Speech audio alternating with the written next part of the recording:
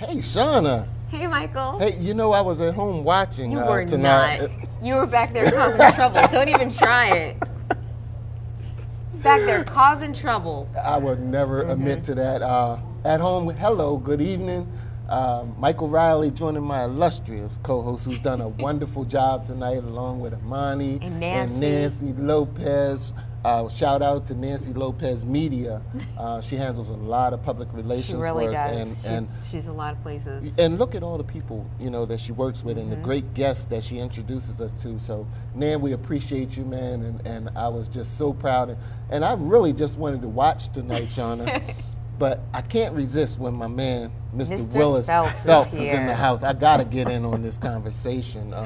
So we've had you on several times. Yes. You're part of our family, as are we yours. And you raised an issue tonight that was of particular concern to both yourself, to myself and Shauna, and I'm sure the community at whole will want to hear, your message tonight. So come in your own terms tonight. Yeah, when I called Shauna, to get on if I could, I was going another direction. But she told me about a young lady who was concerned about the condition of the cemetery. She heard something about it when she went there some time ago. And she was in distress, stating that the cemetery was in distress. Well, that's only half right. And I just wanted to come on so that I could let her know, and then invite her to come down and see us sometime. Sure. That we have been blessed with being a part of what's going to be the greenways in Delaware along the Branch Canal. Right. And where the cemetery is located in the marshland, her concern was that it was going back to the marshland. The remains would be washed away. Whoa. But that is not the case. What has happened is since 1990, we've been working with this. And Dr. David Orr, one of our archaeologists, when we discovered the cemetery was directed to where it was, we recovered not only that area and the stones, we had it evaluated, if you will. Right. They put out the parameters, the markers, and we're setting right there now. And we have been blessed so far with about $20,000 of donations. Wonderful. And we're working with a company called URS and the city of Delaware, and the city fathers have been outstanding. That cemetery is in the process. It's going to be recovered. Dress in military terms. It's going to, we've had the stones refurbished, the military. The 5 young men that are buried there in the cemetery, we've had their stones refurbished. You can walk right into the cemetery when you can get there and see and identify these folks. Our next step is to identify the civilians, especially there's one child that we know of. The tombstone reads 1835. 1835. And there's a lamb on that tombstone, so we know it's a child. I don't remember the name now. But we will be, once the Corps of Engineers does all the work that they're doing, and they've started on the Maryland side, coming up from the Chesapeake, coming on up to Summit, and when they get up on the Delaware side, as soon as they lay out their groundwork and the trail work is put out there, we'll be a part of that. And there'll be a promenade so that you can walk around and see the cemetery. You won't be able to go onto the hollowed ground. Gotcha. But we have got so many things. There'll be gating and lighting, the seating. It will be a modern day memorial to those that are buried there, not just the U.S. colored troops, but the civilians.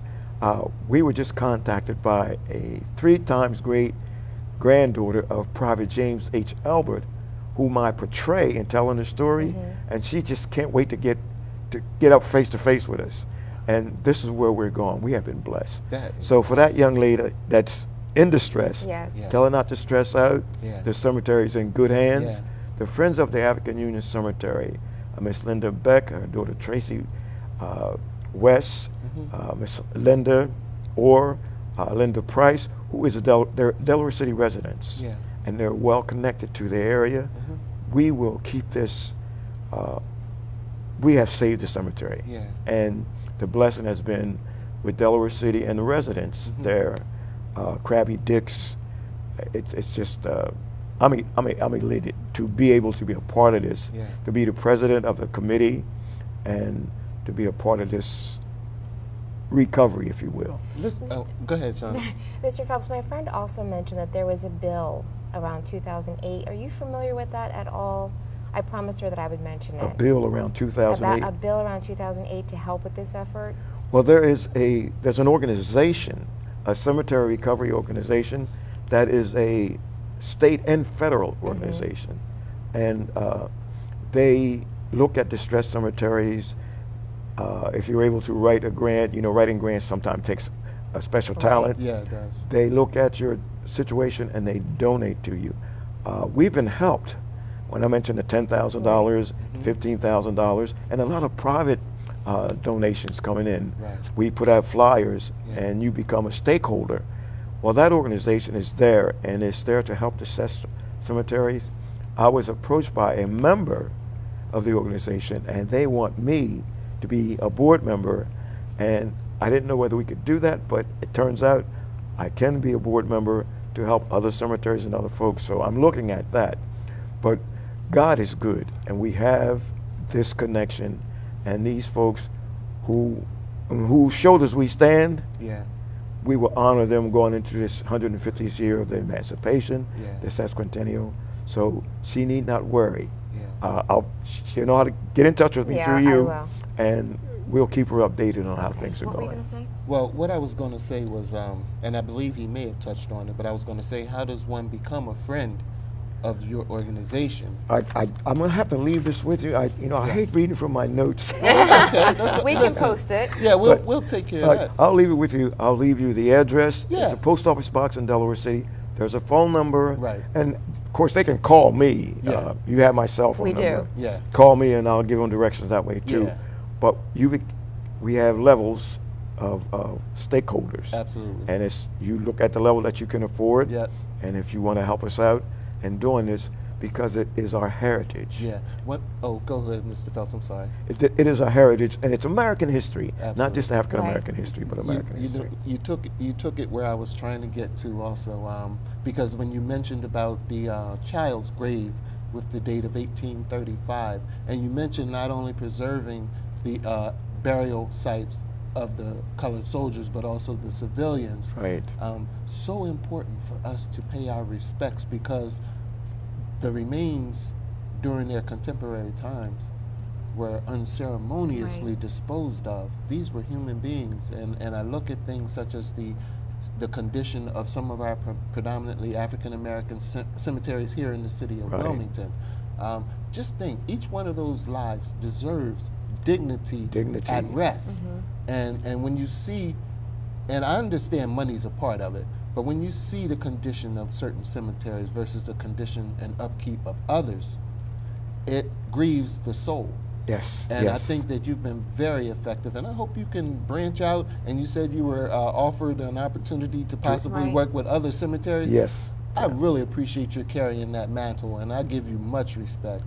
Something that's very sensitive, a sensitive point for me. Well, I thank you and Shonda for giving me the opportunity to come on and tell about this.